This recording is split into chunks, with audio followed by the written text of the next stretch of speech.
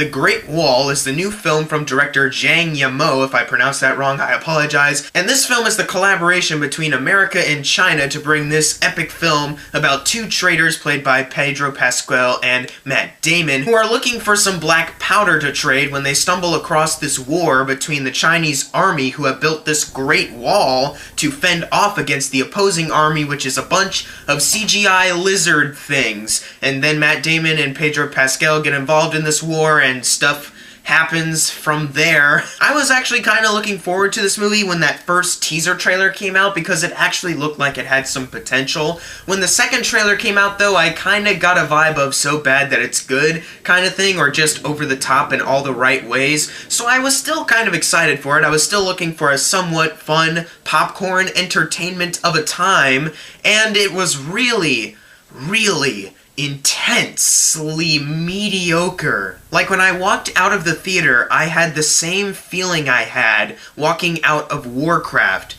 But Warcraft is actually better than this movie, because at least there's a consistent good thing about it. In this movie, there's really not that many consistent good things about it. There are some good things about this movie, though, so let's talk about it real quick. First of all, the visuals, and I'm not talking about CGI, I'm talking about, like, sets, colors, costume design. That all looked very good. Like, the costumes especially were visually very interesting. Like, the whole Chinese army had a different color armor for whatever you were doing, whether you had a spear and you were jumping off the wall with a bungee cord, or if you were an archer. That all was very visually interesting, and I think if the entire movie was centered around this Chinese army, only them as the lead characters, then I actually would have liked it more, because that was easily the most interesting part, seeing how they operated. Especially the Commander Lin character. She was, in my opinion, the best character in this entire movie, which really, as soon as I get into my flaws,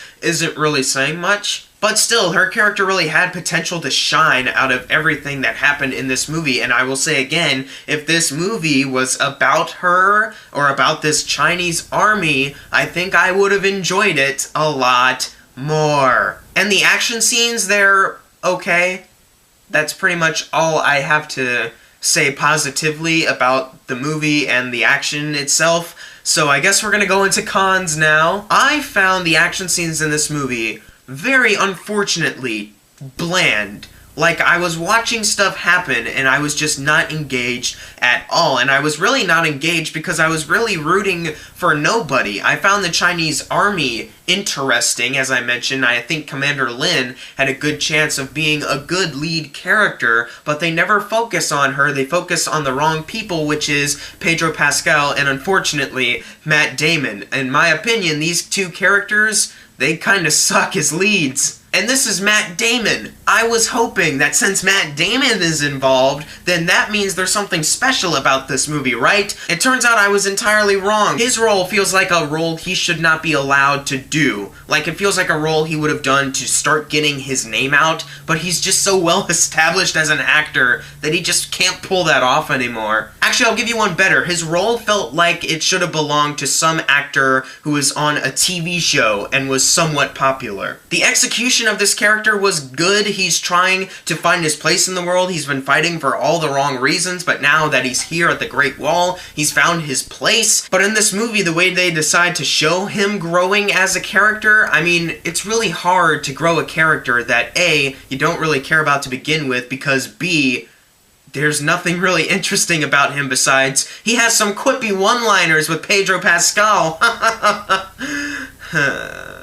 It also kind of sucks that Matt Damon does not know how to do a consistent accent, because there's scenes where he's just talking like Matt Damon, but then all of a sudden he'll put on an accent and you'll be like, wait a minute, where did that come from? But then he'll stop doing that, then he'll do it again, and it's like, dude, have an accent or don't! I don't care! And Pedro Pascal was alright, I wasn't deeply annoyed by him, it's just his character was just so generic, their friendship was just so generic, and it's so funny that they have so many quippy one-liners to show how good friends they are, but in this movie it feels like generic buddy dialogue, where it's just they say few words to each other, most of them are just jokes, and then they'll have some falling out later, but then they gotta learn to become best friends again. And also, Willem Dafoe, this also feels like a role he should not be allowed to do. Also, also, it feels like a role that should not have been in this movie at all. Like, he was obviously just there to cause some sort of divide between a couple of characters, I'll put it that way. But then once you see how that plays out in the movie, you're just like,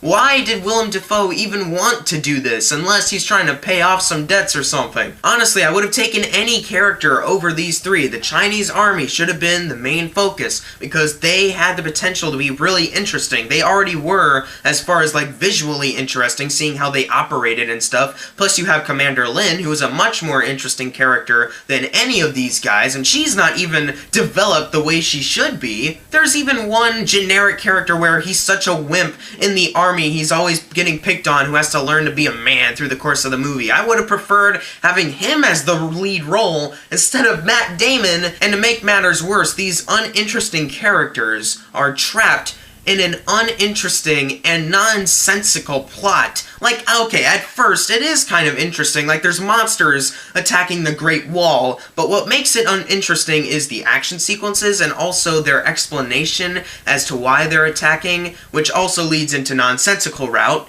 We find out these creatures were created because of some comet landing on Earth, and now they decided to attack China every 60 years, so they have the Great Wall up to defend against them. And then they also say that if they destroy China, they're going after the rest of the world. Because apparently, the only way you can get to the rest of the world is going through China. Yes, that makes total sense. And these creatures, the Teotihuacans, I think that's what their names were, because honestly, I'm kind of forgetting. The CGI for them, okay, it's so on and off. Like, at first, you'll show, like, one creature, and I'll be like, okay, that actually does look pretty good. You have these great, like, costumes and sets, and you have this thing, okay, that looks cool. Then another one will show up, and then another one, and another one, and another one. Then they'll start piling on top of each other like it's World War Z, and that's when it looks completely horrible. And speaking of horrible CGI involving these creatures, there's a scene where two characters are jumping from a building out into the, like, nowhere pretty much, and they show a shot of these two characters jumping in slow motion out this window, and you see these creatures, like, coming at them, and there's, like, an explosion. It looked like a shot you would see at some movie theme park. Like, get in front of the green screen, you guys, and click. Alright, we're gonna print out the green screen effects, and here you go, that'll be $50. I was like, why did this get approved in this movie? This looks so amateur! And also, I thought it was a wasted opportunity that these creatures only attacked, like, one portion of the wall. Since it is the Great Wall of China, you'd think these creatures would, like, attack, like, every part of it. Like, there'd be different stories taking place on, like, one side of the wall, and then over here, there'd be another battle going on, and then there's one side they're doing completely awesome, but there's one side that's failing, and these people have to run all the way over there to save them or something. But no, it's just this one side. It's just this one area where they'll start toppling on top of each other, then they'll occasionally get to the very top, and Matt Damon will, like, shoot an arrow at it, the creature will lunge, and he'll go, whoa! And you'll get a 3D shot of it jumping right at you. By the way, don't see this in 3D, it's a complete waste. It's also kind of a waste that these creatures are just so similar. Like, they're all green, and they pretty much are all the same visually. I mean, there's one lizard that has, like, giant muscles, there's ones that have these weird neck shields, and the queen shows up and she has, like, a thing sticking out of her head. But they're all green, they're all roughly around the same size. There's not one that could fly, there's not one that could breathe fire or anything. There's nothing interesting about these things, except that, oh, they can claw at you.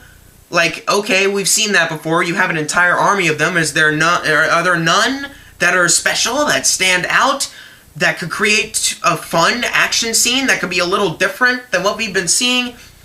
Nah. I can't really say that I hate this movie, though, because there wasn't anything that offended me while watching it. It was just so mediocre. It felt like a movie I should have rented at Redbox, or maybe a movie I should have caught on TV, because the story is so uninteresting. You don't have interesting characters as the leads to get you hooked on this story. The creature CGI is so on and off that it honestly would probably only look good on a TV instead of a big screen, especially in 3D. Overall, guys, I'm gonna give The Great Great Wall a C-. I think the direction is probably the best part about this movie as far as like cinematography and colors and set design goes, and I honestly do think that the Chinese army should have taken over as the leads instead of Matt Damon, because they honestly had potential, and I will give them some credit for that. I didn't hate myself while watching, but at the same time, it could have been so much better if it was just like an over-the-top fun action movie instead of a serious, jumbled plot mess. But if you've seen The Great Wall, leave in the comments below of what you thought of it, and as always, thank you guys for watching. Make sure to subscribe. I'm Jackson Fulcher. See you guys next time.